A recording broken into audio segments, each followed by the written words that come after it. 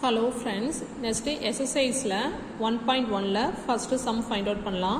Find the rank of each of the following matrix. நம்மளுக்கு find the rank of matrix find out பண்ண சொல்லியிருக்காங்க.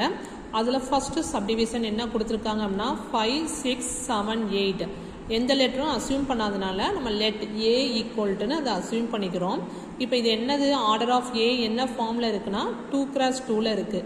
அப்போ therefore row of ஏ என்னவா இருக்கும் less then equal to 2.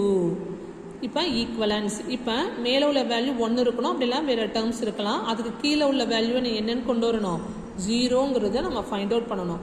அப்போ இங்கே ஜீரோ வேணும்னா இதுக்கு முன்னாடி உள்ள கிளாஸ்லலாம் மேலே 1 இருந்துச்சு, அதனால் அதே நம்பரால் ப்ராடக்ட் பண்ணேன். பட் இங்கே என்ன இருக்குது 5, இங்கே 7 இருக்குது. அப்போ இங்கே மேலே இந்த இடம் 0 ஆகணும்னா இதை 7ஆல் ப்ராடக்ட் பண்ணணும், இதை எதால் ப்ராடக்ட் பண்ணணும் 5ஆல். அப்படி ப்ராடக்ட் பண்ணும்போது 35 கிடைக்கும். ஓகேவா? அப்போ ஈக்குவலன்ஸ் ஃபஸ்ட்டு ரோவாக அப்படியே எழுதிக்கிறேன், 5, 6 அப்படியே ரைட் பண்ணிக்கோங்க. R2வை சேஞ்ச் பண்ணுறேன். R2வை எதால் ஃபில் பண்ண போகிறேன் 5ஆல். R1-ஐ -7ஆல் ப்ராடக்ட். அப்போ -7 இன்ட்டு R1. அப்போ என்ன பண்ணலாம் நம்ம? அப்போ ஃபஸ்ட்டு R2ஓட வேல்யூவை எதால் ப்ராடக்ட் பண்ணணும் 5ஆல். அப்போ 5ஆல் ப்ராடக்ட் பண்ணால் என்ன கிடைச்சிரும் 35. 8 பண்ணோம்னா 8 5s are 40. அடுத்தது -7ஆல் R1-ஐ ப்ராடக்ட் பண்ணணும்.